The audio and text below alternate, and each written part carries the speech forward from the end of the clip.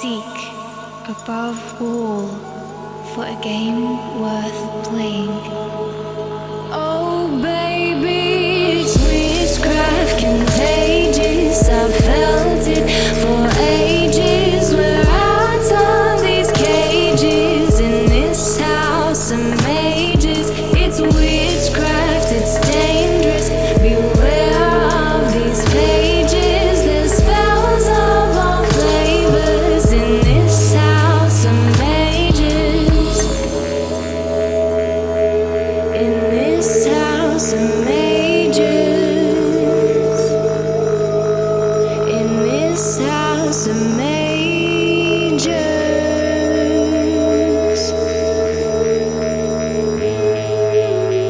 Hello and welcome to this episode of Make Yoga Magick Again, the House of Mages podcast. I'm your host, Daniel Erulian Cuming.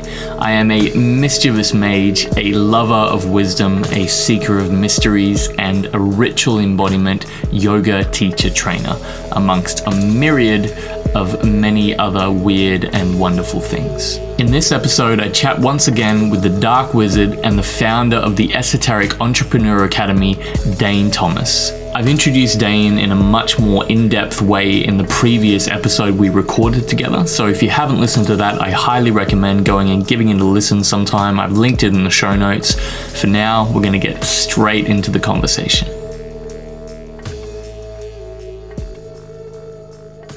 So back by popular demand, I have the wizard Dane Tomas with me today. How are you, brother? Hey, man. I'm doing great. Thanks for having me. Yeah, thanks for being on again. So there's a whole bunch of things that I want to chat to you today about. So I'll try to knock them all out in like a succinct kind of order. But I thought I'd get straight to it. So the first thing I wanted to talk to you about is this idea of like a history of lineage kind of thing, right? And I don't see that much in a lot of the new age community and these people with modalities and stuff. And that was actually something I noticed like early on because I love unpacking systems. And so when I got into magic, I actually was researching all these different like history, like PhD based books on history of magic before I even tried anything and started dabbling with it. And so when I first read Clear Your Shit, your book that was like introducing to the spiral, I loved that you actually offered all the things that influence you in creating that and basically like, hey, this is how I created it. Feel free to like, so I got all the other books and like I like tracing the lines, you know what I mean? Yeah. And I actually don't see that much happening at all. In fact, I see the opposite in that instead of people saying, oh, I like did the training with this, who got influenced by this, got influenced by this. They're like, I just downloaded this. From 100%. You know, I went to Egypt and I just got a download and now I just created this modality. It's like, okay, but like, you know, you must have got influence from somewhere. So yeah, I really, had a lot of respect for you for doing that. And it definitely kind of satiated my mad scientist, like kind of wanting to unravel things. So yeah, I'd love to just chat to like, why do you think that is? Do you think people that don't want to admit that they've taken it from other things, that they don't realize that's what's happening, or yeah, just whatever your point of view on that is, man? Yeah, it's an interesting one because I've had a few people teach me that the classy way is to attribute where you got things from, you know, and I studied comparative religion at university. I came up through hip hop and hip hop culture. And even when I got into marketing, my early marketing mentors were like, you know, it's classy to attribute where you got things from. We all get things from places and it doesn't make you look dumb, makes you look smarter if you say, my teacher, blah, blah, blah, taught me this, or my friend, blah, blah, blah, taught me this, or such and such in 1950 created this, or whatever, you know? And I think maybe people weren't taught that that's the classy thing to do, you know? In hip hop culture, there's this idea of you don't bite, you don't just steal shit, right? You borrow and you integrate it, but you give a nod to where you got it from. And it's very kind of in sort of 1970s and early 80s New York hip hop culture, they called it biting. And I got someone who explained to me, it's like, you know, someone who just takes a bite out of the apple and they don't really acknowledge the whole thing. They don't really explain that this is part of a rich tradition or, you know, and I meet people all the fucking time. And I mean, people who've come off my work, people who've done lots of other things. And it's like, yeah, I just had, like you said, I have a download, I channeled this thing. It's like, yeah, you did channel this thing, but I trained NLP with you back in blah, blah, blah. And I was in the room when you were a newbie. It was and it's like, okay. I don't know. I think it's kind of maybe an ego thing. People want to look better than they are. They think maybe they're going to look less knowledgeable or less significant if they attribute. And I mean, it's happened throughout history, right? Like, it's like, I love Crowley, but it's like, oh, you got this from here, you got that from there. And him being him, it's like, I have created this, It's like, well, we found the books, we know, and this is, I remember Abraham Hicks, hanging out with John DiMartini and asking him stuff. And he's like, well, let me just tell you this, Esther and Abraham Hicks, I've met them. I've been around to their house. They have a big, massive library. And there's nothing that Abraham is channeling that you couldn't find in that library, And it's like, it's very common. I think it is classy to give attribution from where you get your threads. And yeah, one of my interests, exactly like you said, is I've created a new modality, which is a synthesis. I can't teach you chakras, kinesiology, Chinese medicine, NLP, Jungian psychology in this little book, right?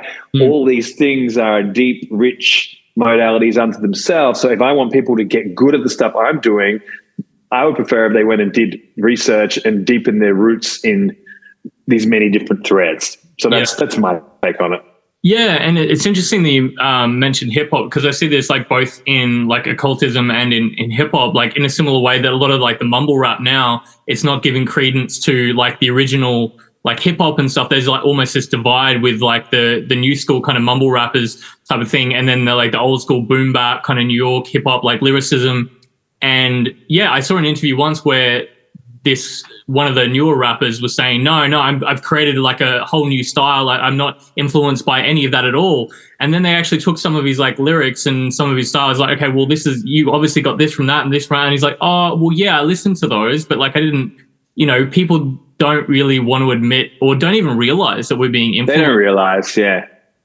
Well, nothing is created in a vacuum, right? Like you get any piece of art, any piece of work.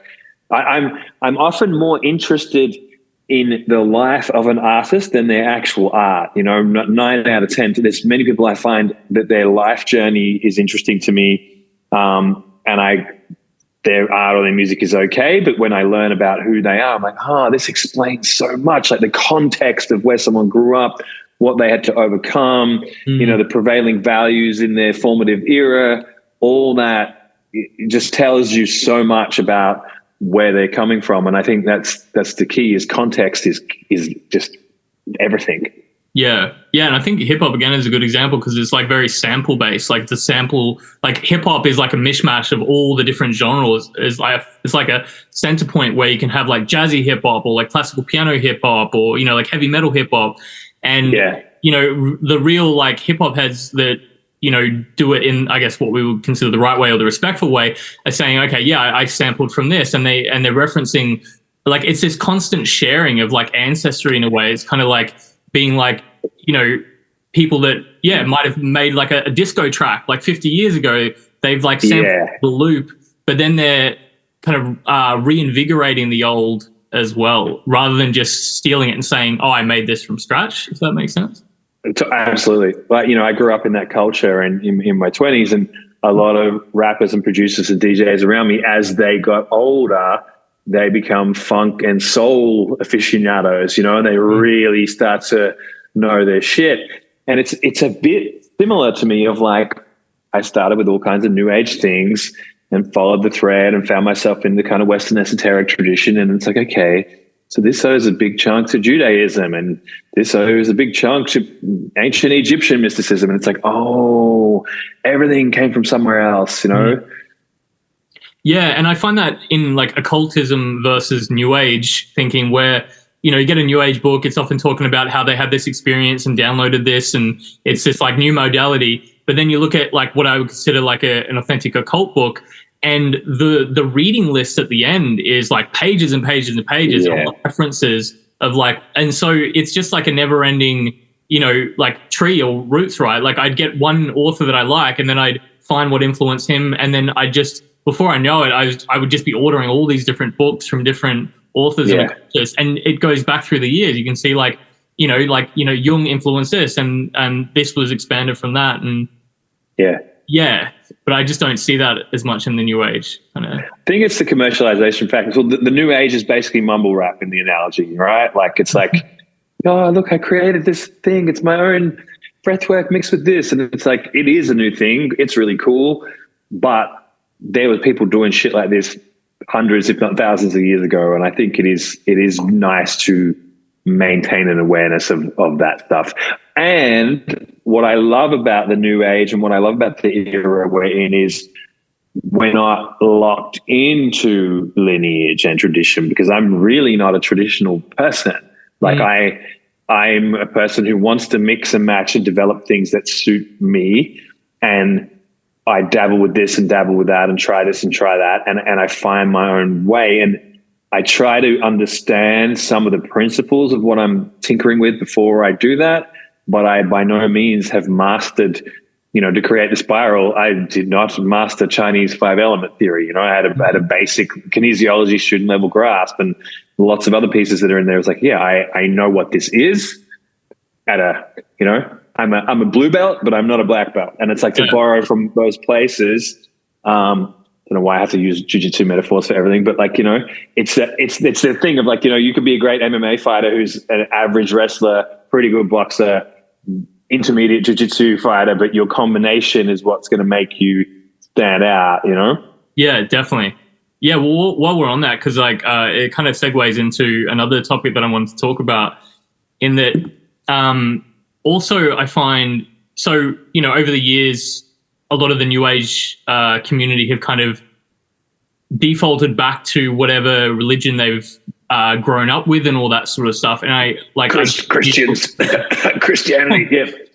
And so I feel like I have a theory of why that is, and I'd love to hear yours as well. And there's also how I was going to explain it kind of ties into martial arts metaphors and stuff as well, in that I think the New Age belief system is because it's and not like a organized mismatch, like Hermetic magic, right? That's like a systemized, everything's got its place. Whereas New Age is like this just, kind of soup thrown together.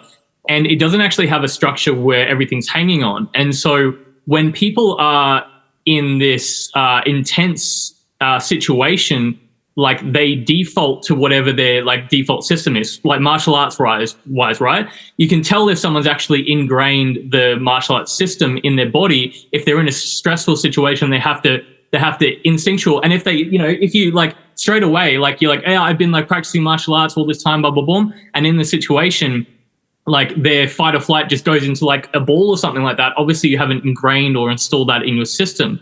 An example is, it was either in the Viking show or Last Kingdom. It's kind of run together in some instances for me.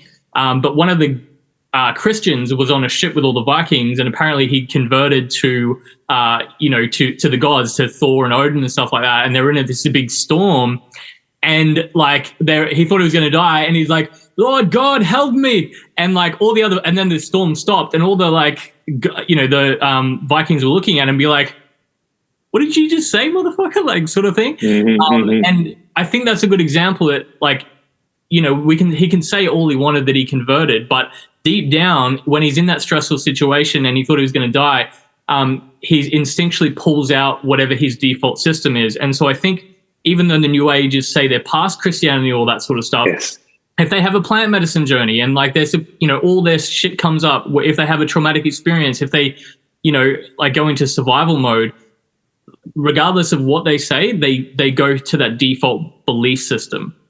So I know that was a lot of stuff, but does that make sense? And I'd like to hear your say on that. Yeah, well, I think so. I studied Buddhism in my early 20s at university. I studied comparative religion with an Eastern religion emphasis, right? That was where I just picked Eastern religion units and a few shamanic units and a few other bits and pieces, but as much Eastern philosophy stuff as I could do. I remember reading a Buddhist book towards the end of my second year, and it was, things were getting heavier and deeper, and it was more about the metaphysics of how karma functions and how when we die, there's these different layers of aggregated stuff, and they kind of gradually kind of peel apart. And like, basically a being is just layers of aggregates was kind of the language, and it was only just starting. I'm like, hang on a minute. There's no soul in here, and there's no God in this system. And I only then realized that I had been looking at this whole thing for, say, a year and a half to 2 years of, Buddhism. I'm meditating, I'm reading books, I'm whatever, with sort of an operating assumption that, of course, somewhere in the background, there is some being that is judging what's right or wrong and is going to, even though we're operating with karma, there must be some being that dishes out the karma, right? And it's almost, and then at a certain point, I was like, hang on, no. There's fucking nothing. And it was like I was sitting in the library at University of Queensland, and I was like, fuck. Because it was the moment where my own conditioning was actually revealed that I had been studying for 2 years with a pre-existing good, evil, right, wrong, Western Christian bias. And I wasn't raised heavily Christian, but it just as a backdrop, And so that was the first glint, like, I am operating from a Western Christian framework to begin with. And for me, what I think it is that, say someone's to embark on a magical pathway, or even to do New Age cleanly, ideally there would be a journey of deprogramming and deconstruction, But what we'll often find is you can hang out in the say, the Tantra community, and behind what everyone is practicing, they're doing their practices, they're doing their thing, there is still a sort of Christianity light operating in the background that is sort of determining how people value things, what they think is right or wrong, or which is not. I'm not saying it's even good or bad, but if you were genuinely committing to that path, it would be important to know that you have a pre-existing cultural bias, And to go back to the martial arts thing, I used to train Kung Fu, right? And someone would come and let's say they come from a Muay Thai background, and their stance would be all fucked. And no matter how many times they would try, they'd be going back to bouncing around, and the Sifu would be like, we don't stand like that, we do this. And it's like, yeah, that guy's trained for 3 years. He's got the Muay Thai habits. It's going to be a long time before his default becomes the new thing. And only if he really wants that and really starts to get to the nitty gritty of, like the Viking who's, his reflex. I think we should know that. And this thing that you're naming about the New Age doesn't really come with a coherent operating system. So you have people who, they're mixing law of attraction with kind of Amazonian and North American shamanic teachings with Eastern Buddhist and Hindu philosophy, and maybe a dash of kind of European Wicca light and some cacao or whatever. And it's like, okay, so these things all have different operating assumptions. Like they don't have the same cosmology. They don't have the same principles. They don't have the same rules. So essentially what you've got is someone with a very fractured way of interpreting the world. And I think unless they get some sort of meta frame that brings it all together and makes it make sense, they're actually going to have a bad time in life, because they're not going to have a coherent framework to make sense of significant life events,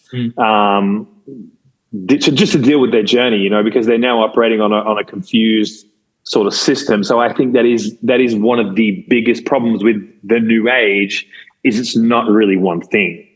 Well, it's interesting because I think the thing with the New Age and stuff is that, because I've tried to introduce or offer people like a framework or try to find a framework, and I hear the same thing is like, oh, I don't really follow any particular kind of system or religion. I just kind of take what works for me. And back to the martial arts thing, I remember chatting to a friend of mine years ago who was like doing mixed martial arts, and I was like, oh, so what like main system do you use? Like, is it Muay Thai? He's like, oh no, it's like a mix of different things. I was like, yeah, but like Muay Thai is probably like your main standing, and then Jiu-Jitsu is like, as soon as you go to the ground. He's like, no, it's a mix of different things. And so I went to and trained with him a little bit, and like I'm not an expert, but I've experimented with a lot of different styles and looked into the background of them. And yeah, like his initial framework was essentially Muay Thai stance when he's standing, And then like as soon as he goes to the ground, it's jiu-jitsu game, right? And then he's mixed in some other little bits and pieces that he learned from boxing and stuff along the way. But his framework is still standing, Muay Thai, ground, jiu-jitsu. Like, but he didn't realize he had a system. Right. And like a lot of people don't realize that even if they're doing New Age, they're putting it on their old, rusty Christian of things. You don't want to do bad stuff. You're going to go to hell. What? Did I say that? Yeah, you did. You still think what they told you in church school and in primary school, that's been gone in there. And I remember another incident earlier than the Buddhism one where I moved in with a guy who was a card carrying stuff that now to me seems cool, but at the time was really, he was like Enochian magic and super into like dark imagery and Geiger. I was like 16, he was so super into his kind of like demonic imagery and ceremonial magic, things that I now am very familiar, very comfortable with. I remember pulling books off his bookshelves and being like, it's got some goat head or whatever. And I'm like, if I read this, is like my soul at risk? And it was like, and I didn't know at the time, but looking a few years later, I was like, I'm conditioned. I'm conditioned that color scheme with that imagery means evil, and it's like people when they see a pentagram, they've only maybe seen it in horror movies and they have to kind of deprogram what they were first trained that means. What that means is it means not a cross is what it means for most people. It's the other guy, and then they have to go like, actually, this is the people who were like nature worship. Oh, okay, right. I didn't know that. And that's a journey. And I think, this is true of everything. I think it's true of my entrepreneurial philosophy and it's true of my magical and manifestation philosophy is your kind of deprogramming work, your cleanup work is really going to set the scene for how successful you are once you start getting further into trying to produce a result. Because if there's unconscious frameworks in the way, you're going to have a bad time. Yeah, definitely. Yeah. So I guess my next question would be because for instance, in the classical tantric model that I mainly teach and work from, it's kind of like, they call it the koshas, but it's like the 6 layers of self kind of thing. So you've got like, the physical layer, mind, emotions, then you've got the kind of prana subconscious layer, then you've got the void layer, and then you've got just in the midst of that, it's just awareness. And so it's interesting because I came from a very ceremonial magic background, which is all about, reinforcing the higher self to almost like, carry it on to multiple lifetimes.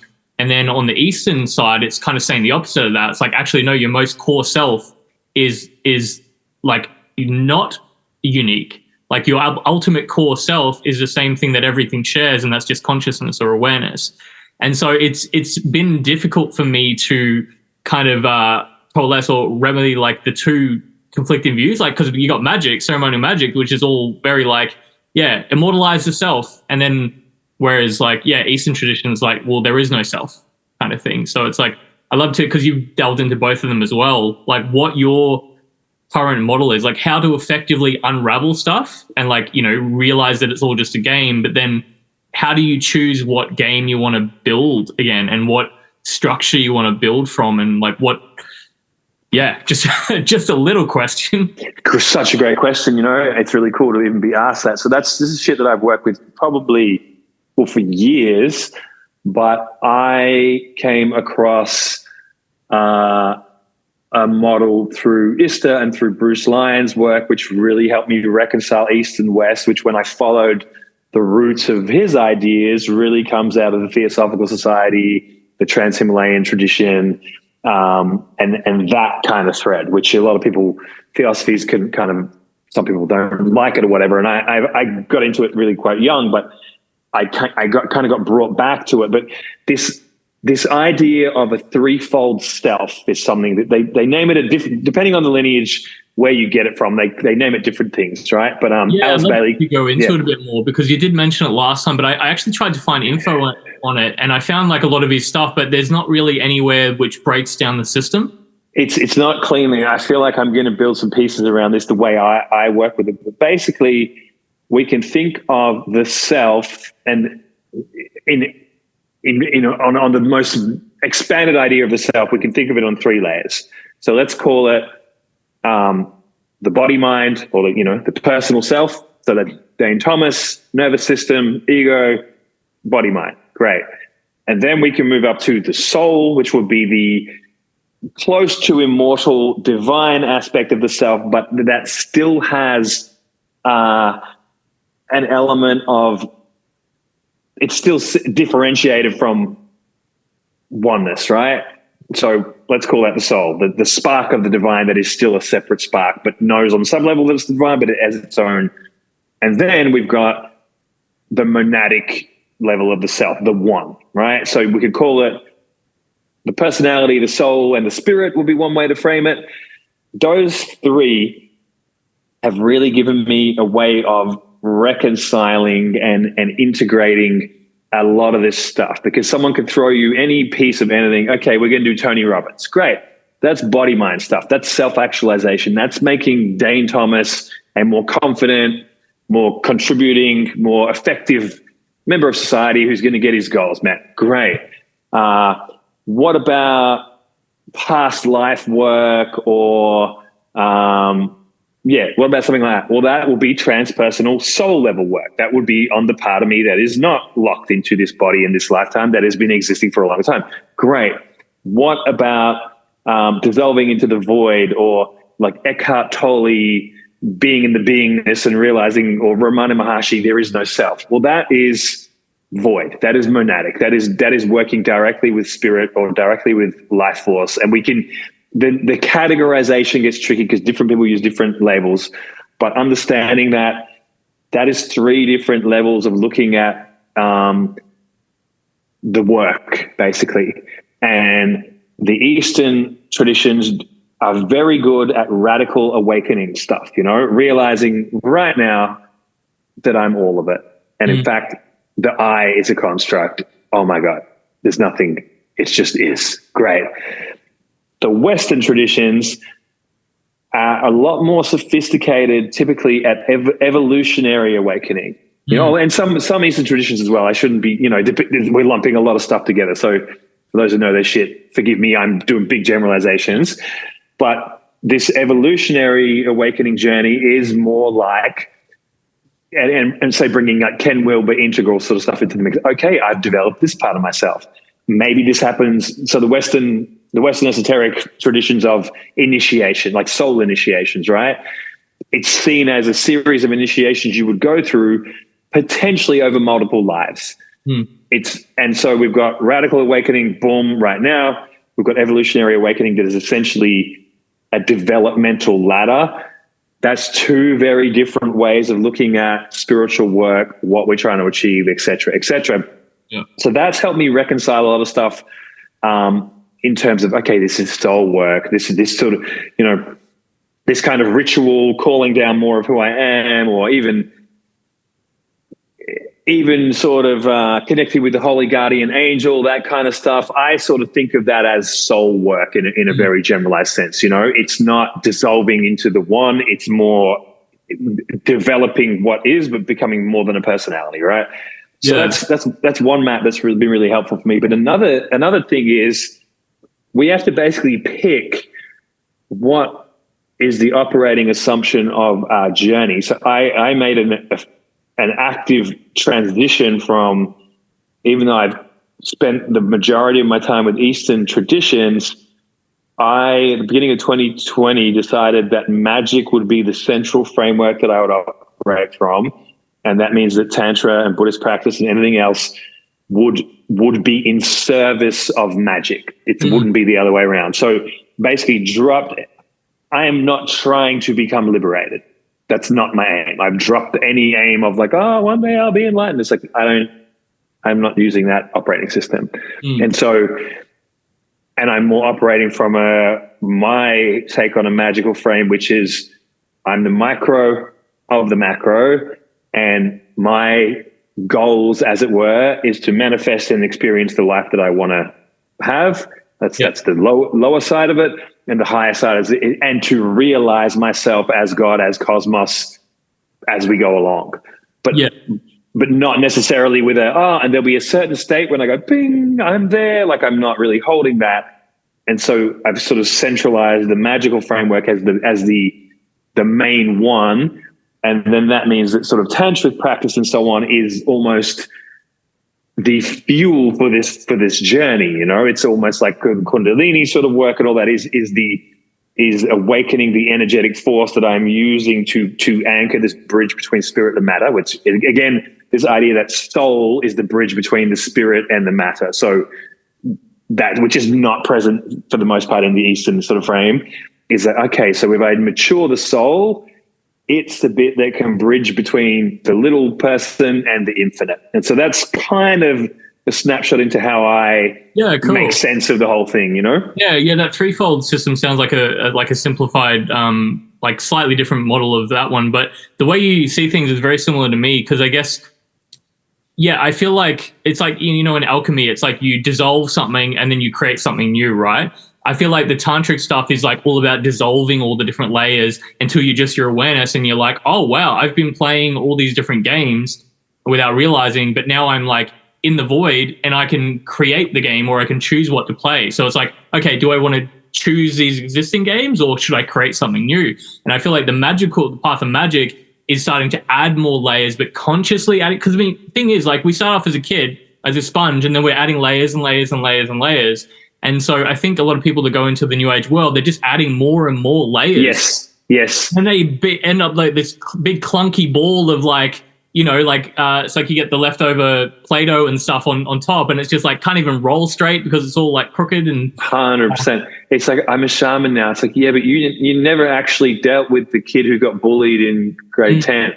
So we've got him still there with a short-term career veneer, and now you're the shaman, and they're all kind of jarring against each other and limiting. And it's like, it's the Solvay coagula thing, you know. It's like you go do some more Solvay, go and fucking clean up work, you know. Yeah, exactly. Yeah, and so that's what I'm finding as well. That like I guess the gap I see in like the classical tantric system is that once you get to that awareness, there's a bit of an aversion to recreate any kind of identity.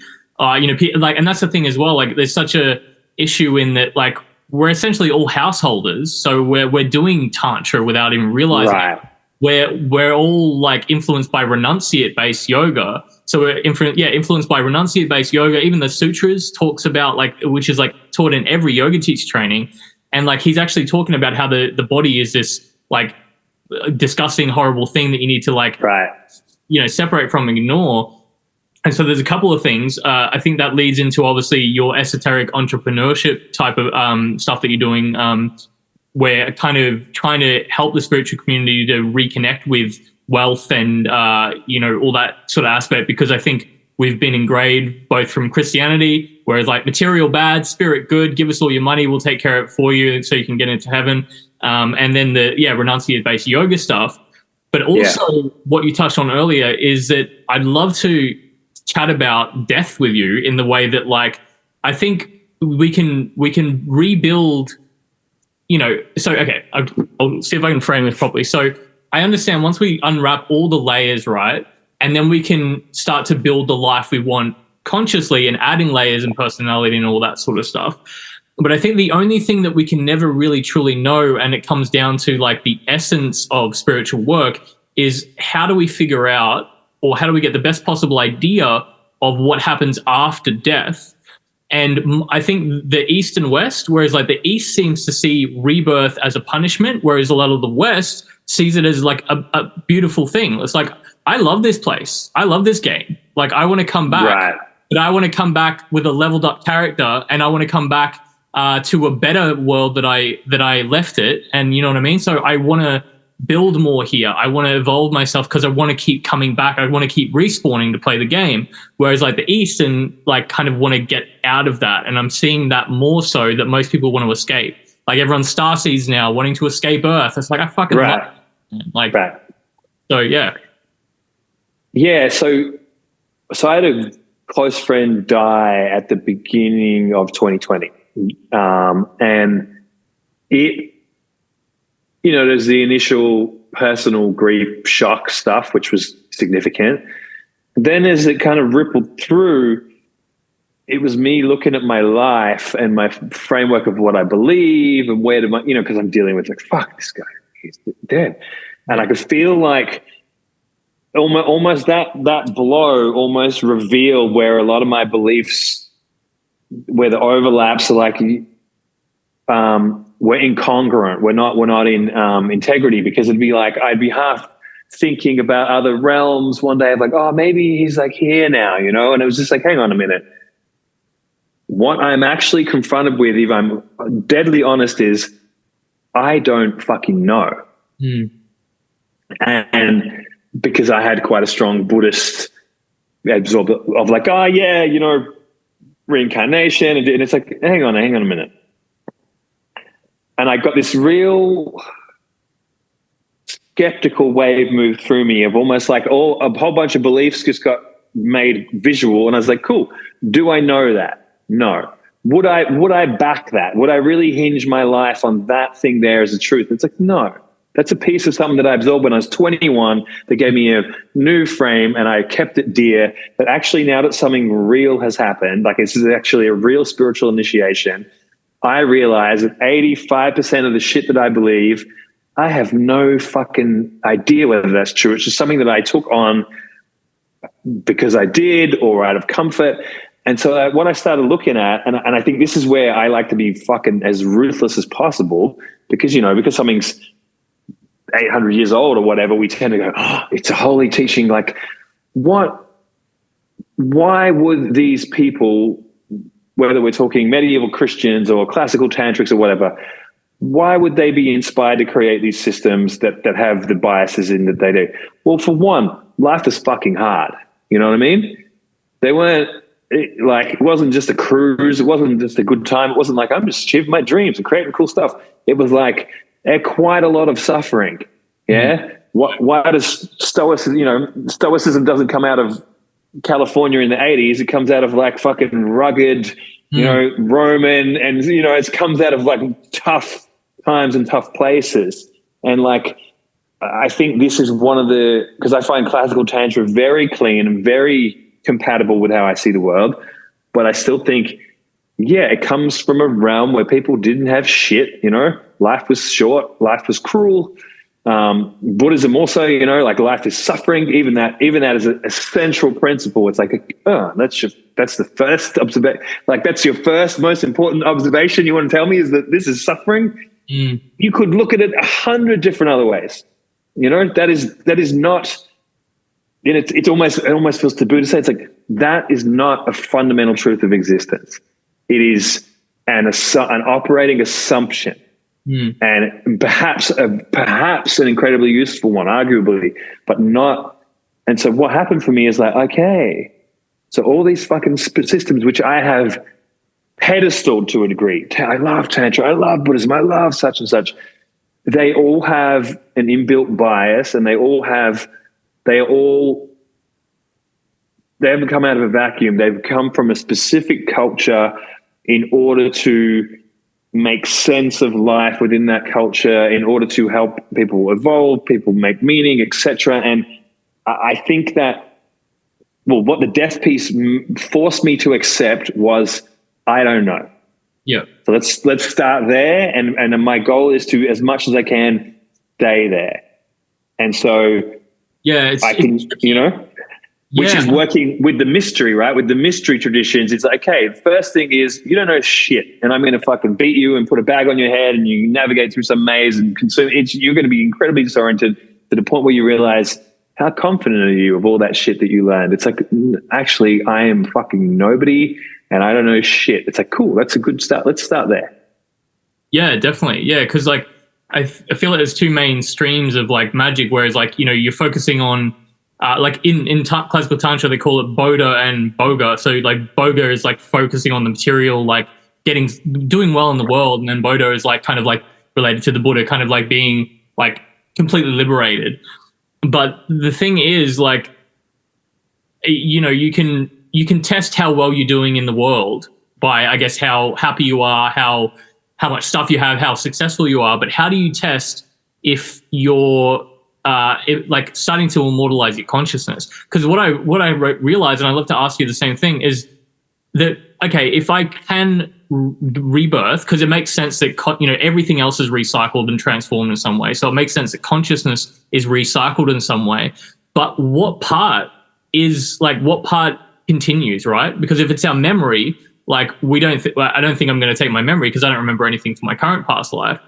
Is it like our personality? But really, if we unpack those layers, like what is personality? So it's like, right.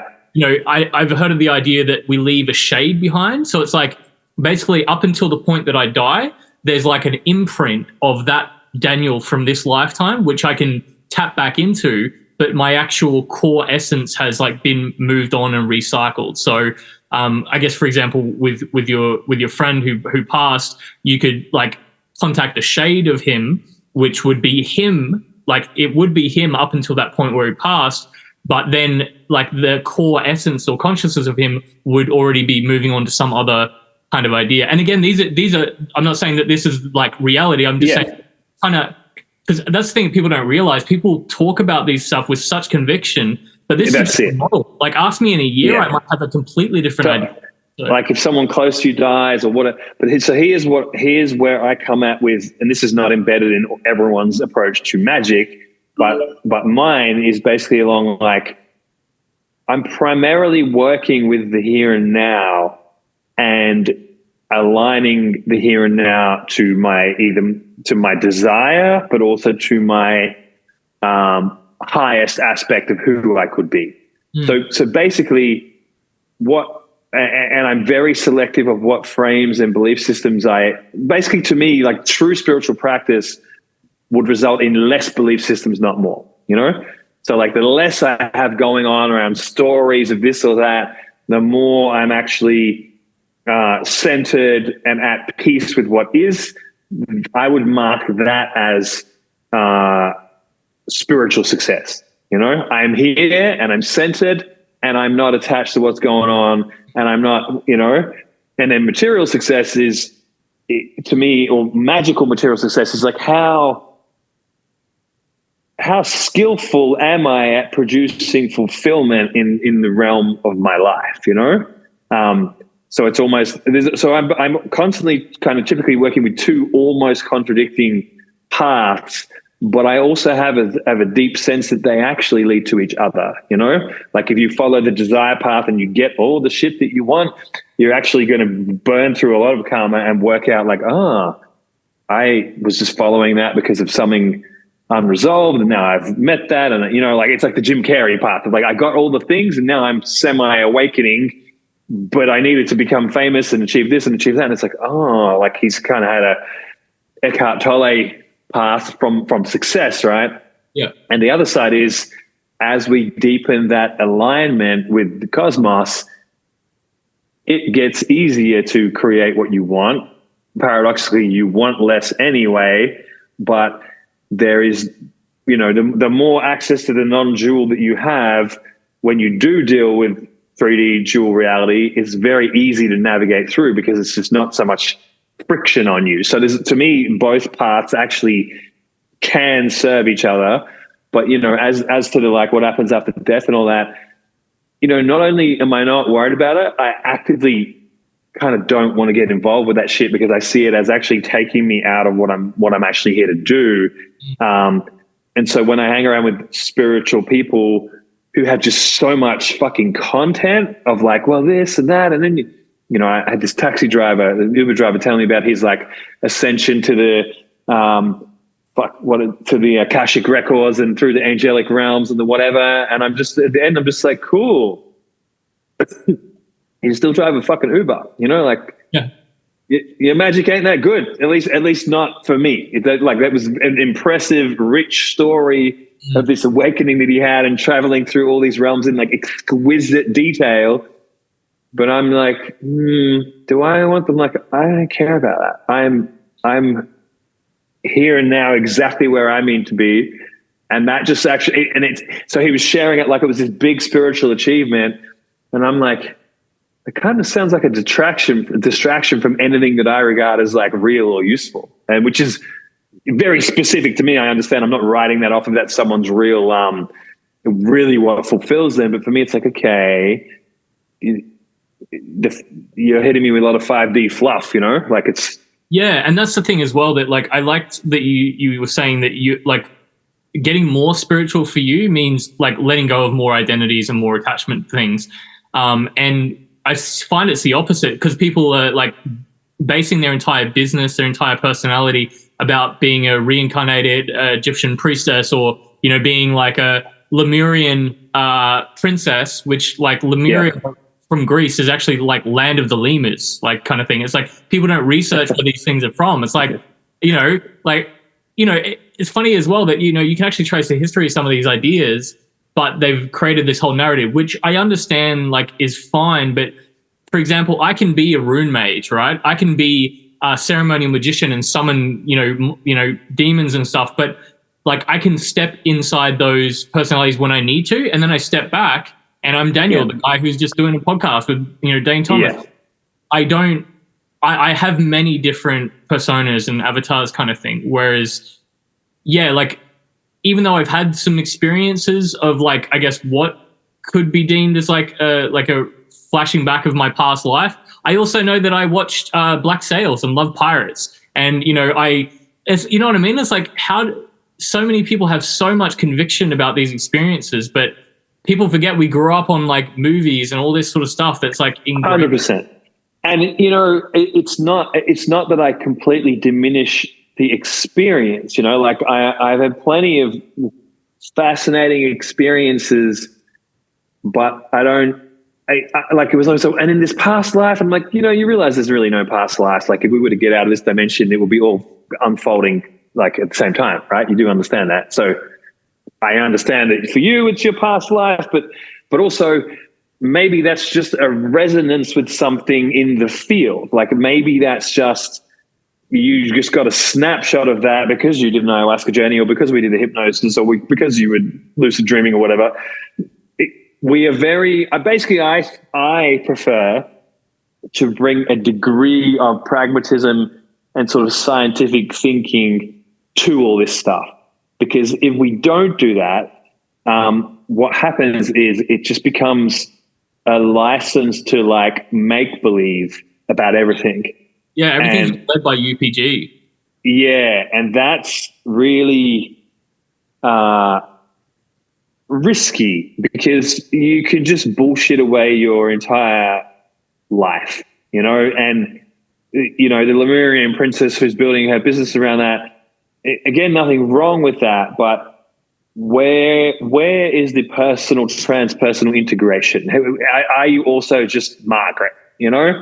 And what is Margaret like? And has Margaret got some unresolved shit that makes her really badly need to be a Lemurian princess? Because that's what I'm interested in.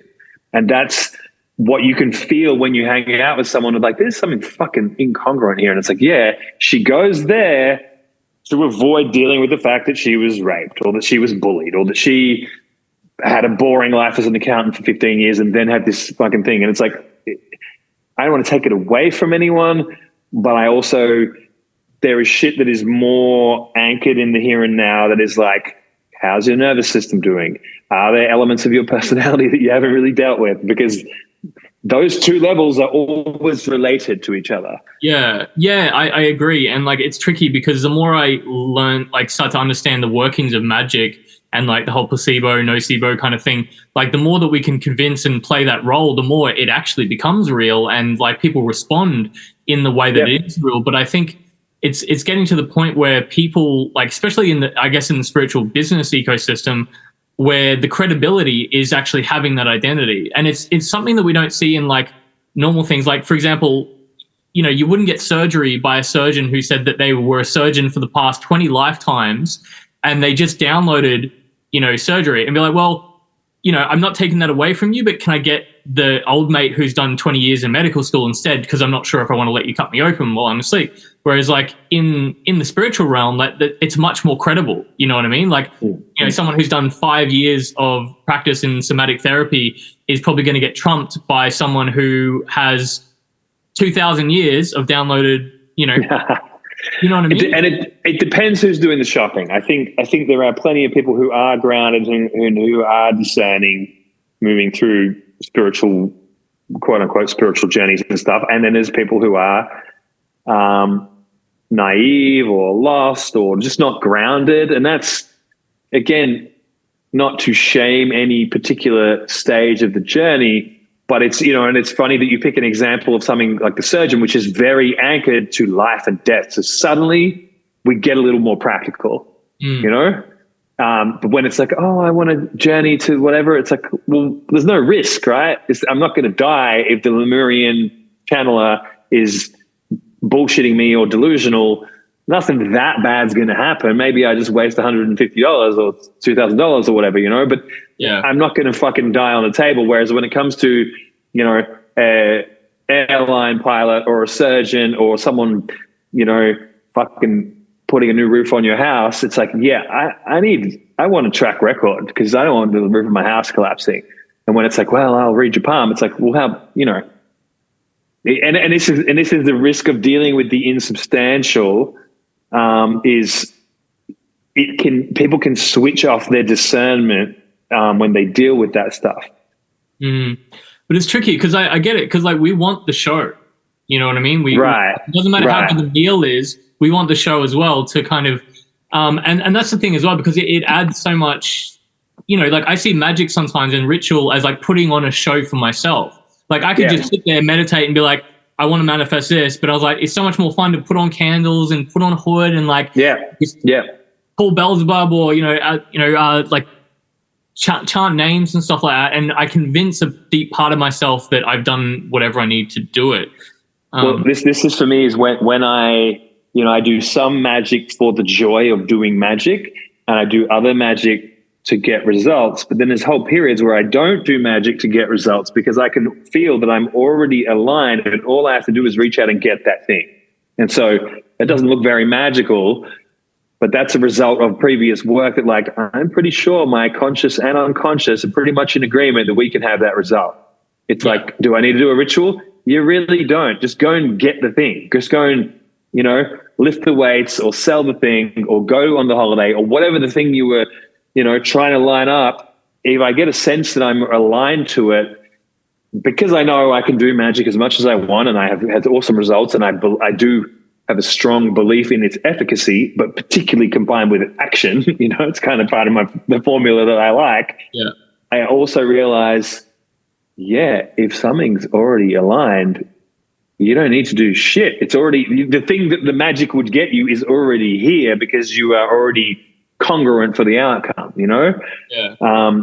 And so I think that's whatever stage of the journey I'm on, that's a realization of, and then there's other magic I'm doing, which is more simply about connecting to the essence of magic. It's not trying to get me anything. Yeah. It's just, it's like Qigong practice, right? Kind of thing. Totally. Wonder, play, flow. Yeah. And that's similar to me, yeah. Like I'll start making a sigil up, and then before I even go to do the ritual to load the sigil, like it's already happened. And I'm like, fuck, I want to do the thing. So I end up just doing ritual, I guess, to reinstall, like to re-enliven the magic and make me realize that I don't know everything and there is mystery and all that sort of stuff. Yeah. So, we're just getting low on time, so I just want to quickly touch on a couple little things. And so it kind of connects to this because, I like anyone who's listening who might be offended like about all this, Lemurian princess stuff. Like I completely get it, and that's the thing as well. I want to ask you how to find that balance between it because I love playing, the role, and I love. I think it's really important to add flavor and fun and wonder to life. But I guess when it gets out of control and you're losing, So I guess my few questions. So one that's personal to me at the moment is that one thing that's really holding me back at the moment is that I guess being a cis white male in now focusing on Tantra and my whole business model is like a classical tantric school, and things have happened recently to kind of point just like all the witch hunt stuff that's going on at the moment. And like, how do you deal with, I guess, trolls to a certain extent? But the thing is, like, I think that people need to learn more critical thinking, and it leads to more of the unpacking and stuff we were talking about before. But like, how do you deal with all because you are actually one of the rare people that have a sense of humor as well, in that, like, I don't know, we can, like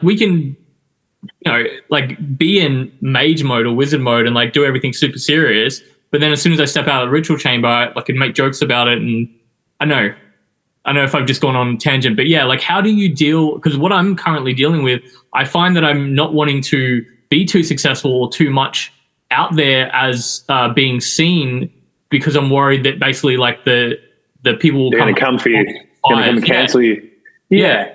It's fucking very relevant, very timely question, I think. And, you know, I've journeyed this stuff probably more than most people, I think. I've had a few rounds of semi getting cancelled or getting bad, you know, press or whatever. And look, I think it's part of the initiation of leadership, you know, and I think that it is the primary area of shadow work of emerging leaders that you need to some degree, like, let's put it in perspective, right? Doing this kind of work in a certain place or time could literally get you fucking burned at the stake or murdered or whatever. Doing it in this time and upsetting some people could get people talking about you in a Facebook group. Somehow we live in an era where the second one is scarier than the first one. It's like, oh my God, I don't want to get cancelled. And it's like, what do you actually mean? Are they going to come murder you? No, they're not going to do that. Are you doing anything to get you put in jail? No, I'm not doing anything illegal. Okay, so getting cancelled means what? You get a bad reputation on the internet? Is that what we're really talking about? It's like, well, that's usually what people mean, right? And I think that's where the integration work is, whether it's an existential kink or clearing or doing ritual that has you step into that thing and own it, you know, like it's very interesting. Like I have played with a bit of a cult leader image and brand, and actually inside my containers, I've spent a lot of time trying to learn how to create containers where people are safe to express contradicting opinions, where they can ask for what they want. You know, the new thing I've just built, we've purposely designed it so no one is locked into anything. It's a pay by the month thing, which I see as a counterbalance to the coaching industry's get you and lock you down dynamics. Is like, no, we want everyone to be here by consent and because they love it. And if they don't love it, then they are free to leave with full love. Not this like, yeah, you didn't fucking do the work, fuck off kind of thing of like, hey, not everyone fits everything. It's okay.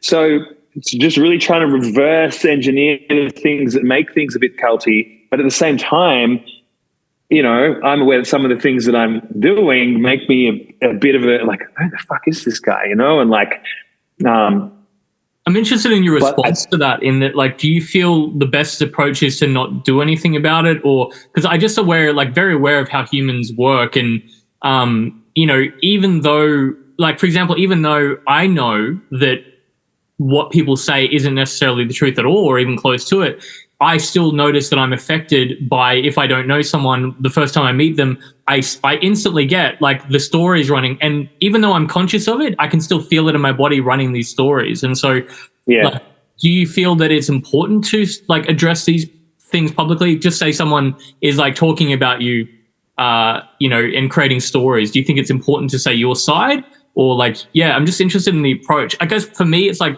what actions do I need to take to make sure that I have the best possible chance of like not being misunderstood and not being misrepresented? Give that shit up. You're going to be misunderstood. Like, you know, you're teaching tantra and magic and whatnot. 99% of the planet is not going to understand what you're doing. Like, why? How the fuck would they? You know, this is where I love Crowley. This is where I go back and this guy was doing what? When? In Victorian England? How did this guy not get fucking put in jail? It's like, I actually think because he owned that persona so strongly, people just were fucking either terrified, in awe, on a pedestal. And like, it largely was an act. It largely was just stepping all the way into a character type, not all in, I'm not even saying in necessarily healthy ways as well. Like, but what I've noticed is, well, here's an underlying principle for me. Everyone is dealing with their own projections all the fucking time. So there's people that fucking hate me and they don't really know very much about me, you know? And it's like, And I know full well what sort of archetypal territory I've stepped into, what I'm representing to people. And it's like, well, yeah, you haven't dealt with that. It's not my job to come and make you fix it. It's not up to, I don't own the internet. If someone's going to write some fucking shit about me, unless it's, and there's levels, like touch wood. Like I'm saying this very casually. I also don't enjoy that shit. I'll be clear. Like I'm still a person. I don't really like reading some negative thing about myself. But I mean, there is no one, and I mean no one, that has any level of public exposure that hasn't have to deal with this. And the bigger you go, one of the things I learned from John DeMartini was, whatever level of praise you want, you need to be okay with the equivalent level of blame. If you want 100,000 people to love you, well, accept that 100,000 other people will probably hate you with equal intensity. And if you can accept, this is the non-dual, right? If you can accept that whole spectrum, you get to have that impact on 200,000 people. You want to go bigger? Well, you better be okay with accepting more blame and more praise, and realizing that they're both like distorted perceptions.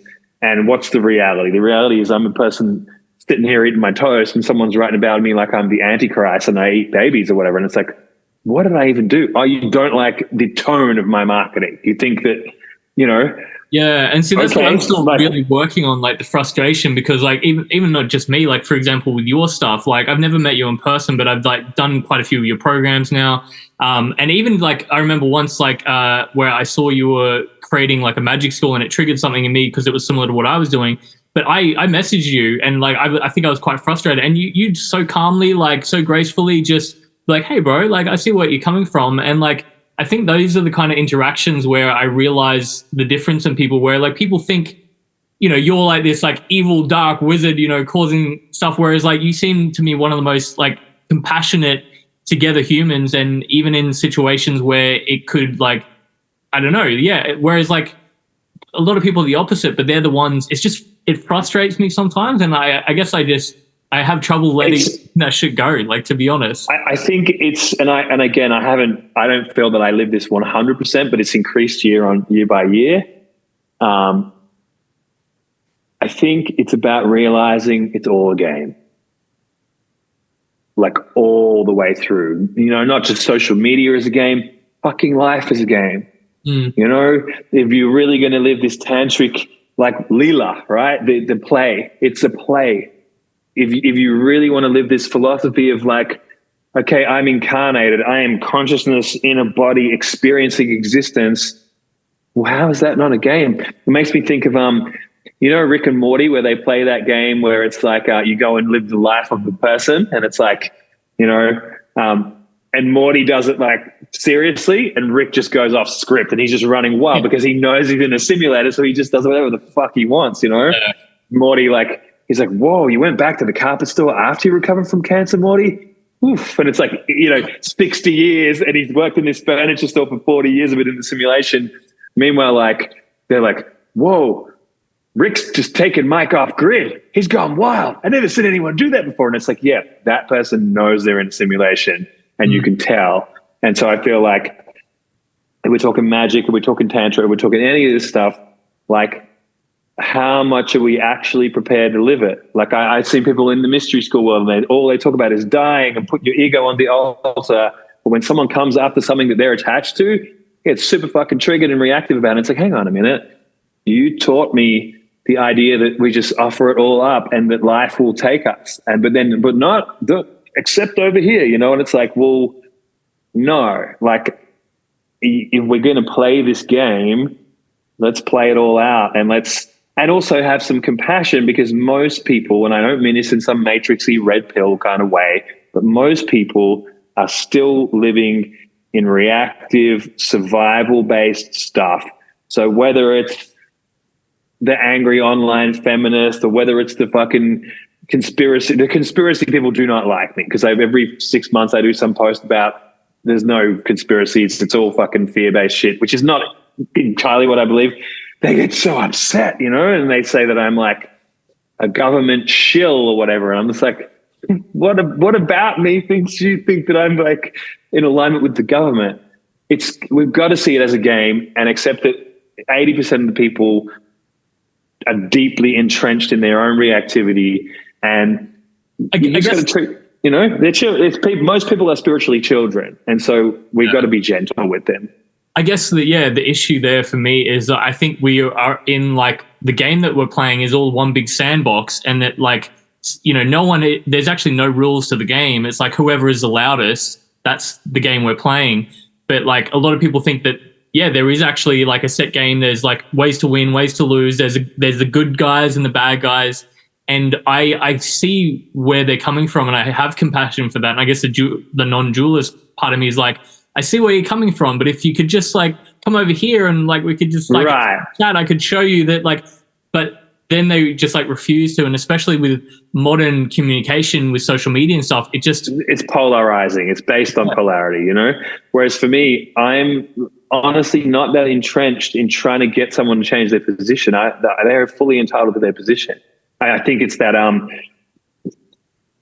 referenced Crowley a lot in this conversation, but like he's this idea that like our job is to live our will and we should leave other people's will the fuck alone. That's one part of his that I'm fucking all about that.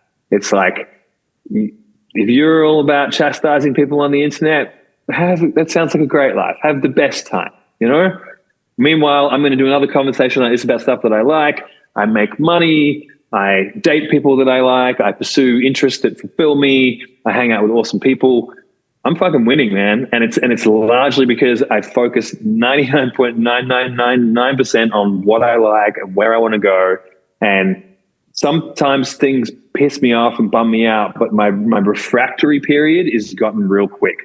Okay, next. It's just like, what's the main tool that you find helps with that like you would give, because I think a lot of people like are struggling with it in this modern world, like afraid of getting too big because they don't want to deal with the stuff behind it. Yeah, but it's like, let's flip. One is I work a lot with my vision. I've been doing this for years, and it didn't have an instant impact when I started. It had a minimal obvious impact, but I think over a decade plus it's compounded, where most days, definitely each week, I'm reading over what I've written for myself for this year, occasionally flashing 5 years or 10 years ahead, but I'm reviewing constantly the month, the quarter, the year, and I vision, and I sit with that, and I'm like, okay, and I feel into like, am I still on track for that? Do I still feel good about that? That's my primary North Star. That's what I'd care about. Even if I, touch wood, got locked in jail tomorrow, I'd be like, okay, what can I achieve from here? What do I want from here? Well, I can probably get good at meditation and fucking push-ups, my range has been reduced, but within that, what can I live, So from this life, which is pretty good and pretty expansive, I'm mostly trying to focus on where I want to go and what I like and being grateful for it and getting after it and all that sort of stuff. But I also like to flip things a bit quantum and go like, okay, so there's this big fear that you do some unnamed thing. So it's helpful to work with fears and shadows as well. And look at, okay, so what's this thing that you're afraid is going to happen? You get, you suddenly have 10x more followers and suddenly you get canceled for something. What does that specifically mean? What does canceled mean? Can you run through that and look at how if that actually happened tomorrow, when the situation came to you, you would actually deal with it. It's the same as like, I don't want to get cancer. But if I fucking get cancer, the day that I find out, I'm sure I'll be bummed out, but then I will gradually adjust and start to go, okay, well, this is what it is. What are we going to do? How do we want to do this? The thing that I think is important is not only do I focus on the thing that I want, but I like to look at the reversals, the fears. What are the fears that are in the way, and get to know them and get to meet them and feel like, well, if that happened, what would I do? Because there's heaps of things that I have feared that have happened. And on the day they happened or the day after they happened, it's like, that's not as bad as how I thought it was, That's one side. The other side is to reverse it all around and look at the cost of not doing. Like, let's say you want to build an online influential presence and you really would like that, but you're holding back because you're scared of getting criticized or attacked. The real cost here is not, the biggest risk for most people is they're not going to do what they want to do. That's the biggest risk. It's not that some hate mob is going to destroy them. It's that they're not going to reach their goals. They're not going to live their dreams. That is a much scarier risk if you give it adequate attention than, what if some people online that I don't know make my life difficult by waging some fucking bullying campaign against me? Like, that could happen, but I would be much more scared of being 80 and going, I really held back. Fuck. Yeah. I had some shit I wanted to say. I had some shit I wanted to create. And I feel like I only did 10% of it. And now that time is running out, I actually feel pretty shitty about that. I don't think I'd be there at 80 going, fuck, I wish that when I was 43, those people didn't bully me for that whole week, Yeah. Like, for that whole 2 weeks of my life where they called me names and I was worried I was going to lose my livelihood, and then it basically went away. That won't be the memory. The memory will be, fuck, I played it safe.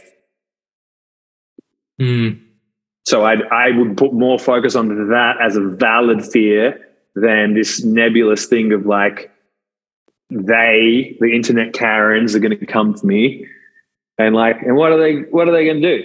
Like, I know absolutely awful people who are on the internet that are massive, that have done much more egregious things than me. And Andrew Tate's kicking ass. I mean, he's in jail, but he's got cancelled for now, but his internet reach hasn't gone down. It's probably gone up, Is it even real? I don't fucking know. But I know that that's not the thing I'm mostly worried about. And I'm also, it's still a thing. I have worried about it. Every now and then something arcs up and I'm like, oh, is this going to be the time? But it's like, what for? You said a weird thing. You put out a picture of Baphomet with your head on it. Nobody cares that much. They don't care that much. Yeah, it makes a lot of sense. I really like what you said about the opposite of actually making the other pain point worse in not achieving it. So that really lands for me. And I guess as well, it's probably, helps with what you're doing with the Esoteric Entrepreneur as well, because I think what I notice more than ever, because I've been kind of doing my own thing for the last 6 or 7 years.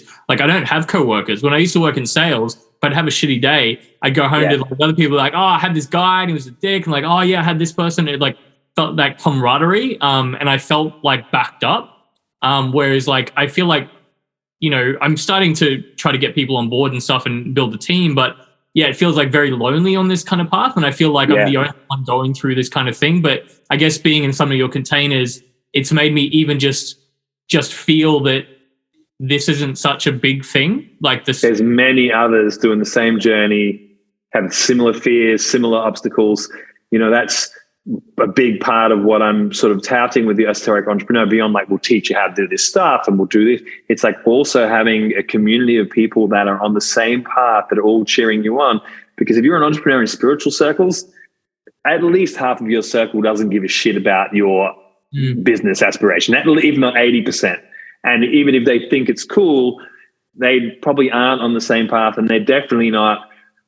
They're not going to cheer for you doing a 20 grand month. That's not their world. Whereas being in an environment where I've had that has really helped me go you guys want me to do better. That's amazing. Versus people who are it's a bit weird. Why are you trying to be big? It's because it's people to go on the spiritual journey was a black sheep thing. They have to go and find their spiritual community. Entrepreneurs from the spiritual community need to do that again, because your spiritual non-entrepreneurial friends, then they're not going to help you. They can't. It's not their fault, but they don't really understand what you're going to have to go through. Yeah. Cool. Well, yeah, thank you, bro. That we've gone a bit over time, but yeah, that helped me a lot in a lot of the questions I wanted to ask. And yeah, I think it was some really good topics we touched on. And yeah, do you want to speak a little bit more into the Esoteric Entrepreneur before we go? Yeah, love to. So it's my new thing. After a year and a half of running launches and 8-week containers and doing a bit of research and finessing things, I've decided to open a container that will run for 3 years. It's just starting right now. People can join for as long or as short as they want. It's a month-by-month membership. We recommend people come for 3 months or 12 months, an actual amount of time. But the structure is such that every month we drop new teachings, we run rituals, we do self-pleasure and sex magic every Sunday. And it's essentially a cross between a mystery school and a business mastermind. So some of it is on the exoteric, on the getting stuff done, on the achieving, on the building. And some of it is on the inner work. We work with the moon cycle. We work with daily planetary alignment stuff. We work with the middle pillar. We work with some cool esoteric stuff and a lot of sort of master planning and design stuff and accountability. But we also teach all kind. I've got a faculty of 8 people, ranging from embodiment, ritual magic, sexuality, marketing, regular business, tech support. Like, we've got the whole thing built in. And the idea here is it's a place that if you're a spiritual entrepreneur anywhere on the journey, just if you're a spiritual entrepreneur with a drive to have an impact, you can come be part of this, and it's going to, at the minimum, save you a lot of time. Like, you know, if you're driven, you'll get where you want to go eventually, but I reckon I can shorten your journey by 3 or 5 years because we've brought in everything we can. And also just teaching people how to self-source power, how to be connected to their purpose, how to work with the ebb and flow. So when it's not a culture of like hustle 24/7, it's like a culture of hustle while we're at the full moon, and then relax a little as we come back down again, and, you know, be cyclic like nature. Yeah. So it's not sit on your ass and do nothing. It's not work your ass off. It's like find your own ebb and flow that is natural to your cycle. And the sense is when you get your inner and your outer aligned, it's a lot easier. Yeah, cool. Thanks for sharing that, bro. Yeah, I'm really interested to see how it all unravels. Yeah, we have our opening ritual on the new moon on Sunday, and then I'm teaching a bunch of stuff on planning and packaging and how to, you know, so we rotate through 3 subjects: money, magic, and mastery. So every month we rotate through one of those. And the first one is money, and we're doing how to package for the year and how to make the money you want.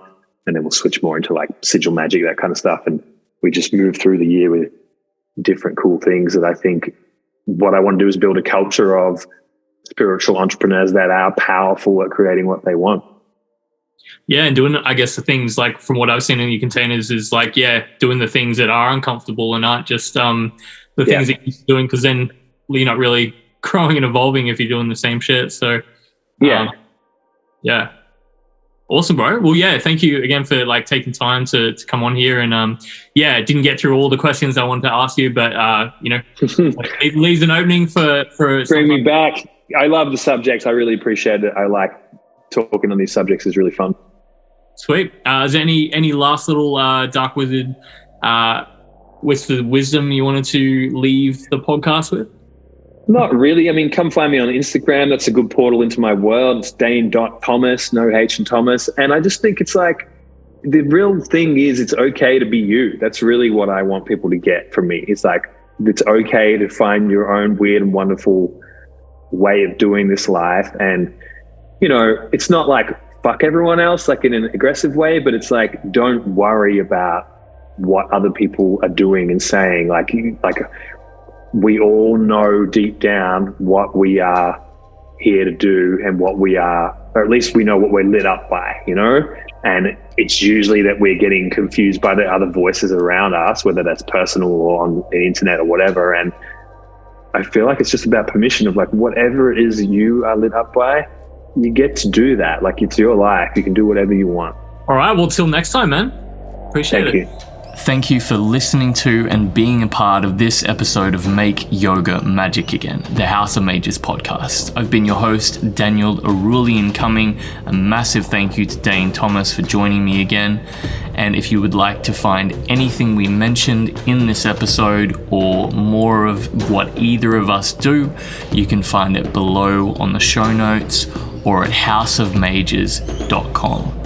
Thank you again, see you next time, and make yoga magic again.